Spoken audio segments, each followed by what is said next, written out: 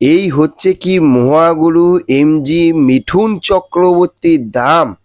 এইটাই কি মিঠুন চক্রবর্তীর সম্মান দেওয়া দুর্গাপুজোর সময়? যেটা আমরা দেখলাম, এই জিনিসটা দেখে সত্যি কথা বলতে আমার খুবই খুবই খুবই খারাপ লাগলো। এবং সেখান থাকতে বলবো যে এই যে খারাপ লাগার মধ্যেও কিন্তু দেবদারও একটা জিনিস দেখে আমারও কিন্তু খারাপ লাগলো, যে এই দুটো মানুষ কিভাবে সিনেমার জন্য এরা লড়াই করে। সিনেমাকে, বাংলা সিনেমাকে এই সুপারস্টার মেগাস্টাররা কিভাবে সামনের দিকে এগিয়ে এনেছে। আর সেখান থাকতে এই রকম হচ্ছে। আর সব থাকতে বেশি খারাপ লাগছে কিন্তু আমার মিঠুন চক্রবর্তীর শাস্তি মুভির জন্য।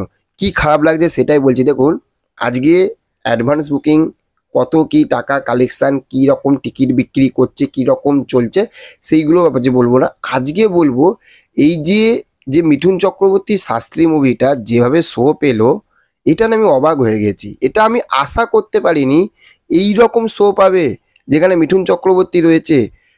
বহুরূপী একটা সত্যি খুবই একটা ভালো সিনেমা, গ্রাম বাংলাকে তুলে ধরার চেষ্টা করছে। উইন্ডোজ প্রোডাকশন হাউসের প্রত্যেকটা বই কিন্তু ভালো সাকসেস পেয়েছে, ঠিকই আছে।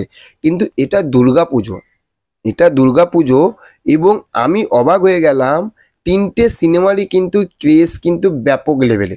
যে শাস্তি মুভির ক্রেজ কম তা না, শাস্তি মুভি যেরকম ক্রেজ চরম লেভেলের, টেক্কার ক্রেজ যেরকম দুর্দান্ত লেভেলের, বহুরূপী সিনেমার ক্রেজ কিন্তু সেটা ফাটাফাটি লেভেলে। তিনটে সিনেমায় কিন্তু ক্রেজ কিন্তু ফাটাফাটি, মানে অসাধারণ ক্রেজ।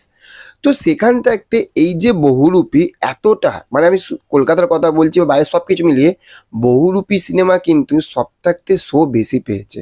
সেইখানে কিন্তু টেক্কা দেবদার সিনেমা, সেটা বহুরূপীর সঙ্গে টক্কর দিয়ে চলছে ঠিকই, কিন্তু দেবদার টেক্কা সিনেমারও কিন্তু শো কিন্তু বহুরূপীর থাকতে কম।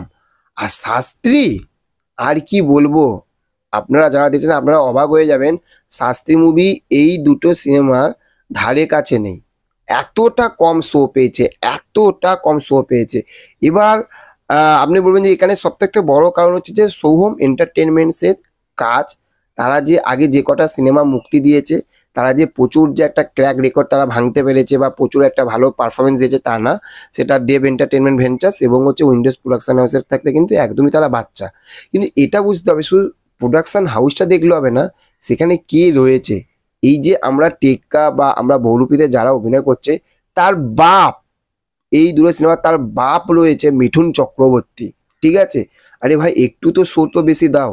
যেখানে বহুরূপী শো পেয়ে গেছে চারটে, টেক্কা পেয়েছে দুটো কি তিনটে, আর সেখানে শাস্ত্রী পেয়েছে একটা। ভেবে দেখুন, এবার যখন বক্স অফিস কালেকশন আসবে, যদি আপনারা যখন আমরা শুনবেন যে শাস্ত্রী মুভির বক্স অফিস কালেকশন কম এসেছে, টোটাল বক্স অফিস কালেকশন কম এসেছে, দুঃখ পাবেন না। সিরিয়াসলি বলছি, দুঃখ পাবেন না।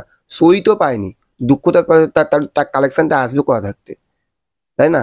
তবে এই শাস্তি মুভির কালেকশন বাড়বে, সেটা হচ্ছে যে মানুষ যদি এই শাস্তি মুভিটাকে যদি দেখে এবং এর কনসেপ্ট সত্যি যদি ভালো হয়, মানুষের যদি ওয়ার্ড অফ মাউথ যদি ভালো হয়, তাহলে কিন্তু ফাটাফাটি লেভেলে যা শো পেয়েছে তার থেকে একটু হলেও কিন্তু বেশি শো পাবে। তাহলে দেখা যাক কি হয়। আর আপনাদের মতামত জানাবেন। আর কি বলবো বলুন, এই জিনিসগুলো দেখলে সত্যি খারাপ লাগে সিরিয়াসলি। একদিকে সুপারস্টার আর একদিকে মেগাস্টার, যারা দেশে মানে যারা বাংলা সিনেমার জন্য লড়াই করছে, তাদের শো দেখুন দুর্গাপুজোর সময়। কি আর কি বলবো। চ্যানেলে যদি নতুন হয়ে থাকেন, চ্যানেলটিকে অবশ্যই সাবস্ক্রাইব করে দেখবেন। তার কারণ হচ্ছে আপনার একটা সাবস্ক্রাইব না, আমি সামনের দিকে এগিয়ে যেতে পারবো, ভরসা পাবো এবং আরও ভালোভাবে কাজ করতে পারবো আপনাদের ভালোবাসা ও আশীর্বাদ নিয়ে। দেখা হচ্ছে পরবর্তী ভিডিওতে। টাটা।